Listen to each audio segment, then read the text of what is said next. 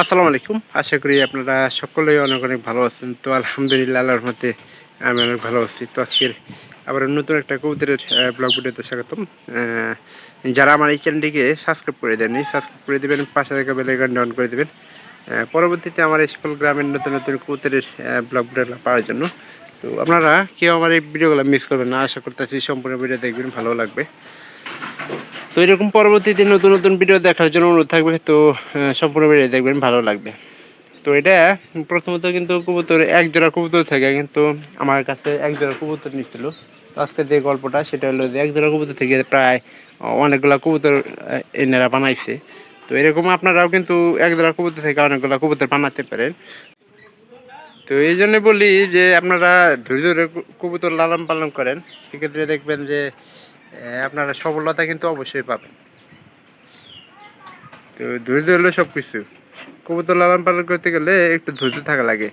প্রায় কয় জোড়া কবুতর আছে আমরা একটু হিসাব করি। প্রথমে ওই কান্দির খোলা, মাঝখানে খোলা আছে 3 জোড়া। এই যে দেখেন এক জোড়া এই যে ঠোঁট বাইতে আছে।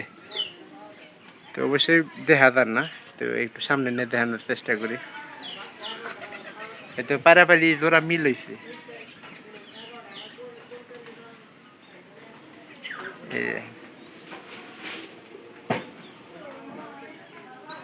কবুতরগুলো মনে করেন যে বাদ করার সময় আসলে ইয়ে পড়ছে।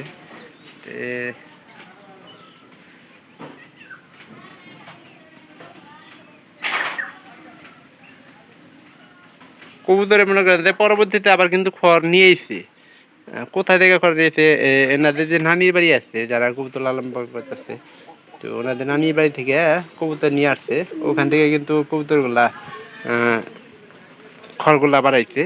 তো আমার কাছে যে এক জোড়া দিয়েছিল, এক জোড়ার মধ্যে কিন্তু দুইটায় মনে করেন পাড়াপাড়ি মিল আছিল। মিল থাকার কারণে কিন্তু অনেক ভালো হয়েছে।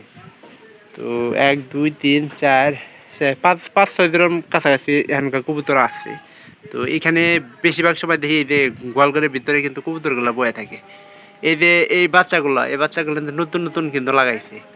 1 জোড়া 2 জোড়া প্রায় নতুন আছে, 6 7 জোড়া কিন্তু প্রায় হয়ে গেছে গা।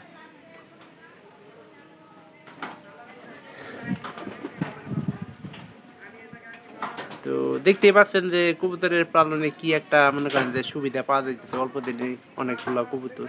তো ভিডিওটি অবশ্যই ভালো লাগলে চ্যানেলটিকে সাবস্ক্রাইব করবেন, পাশে থাকা বেল আইকনটি অন করে দেবেন পরবর্তীতে আমার এই সকল গ্রামের নতুন নতুন কবুতরের ব্লগগুলো পাওয়ার জন্য। তো ভালো থাকবেন সবাই, সবাইকে ধন্যবাদ।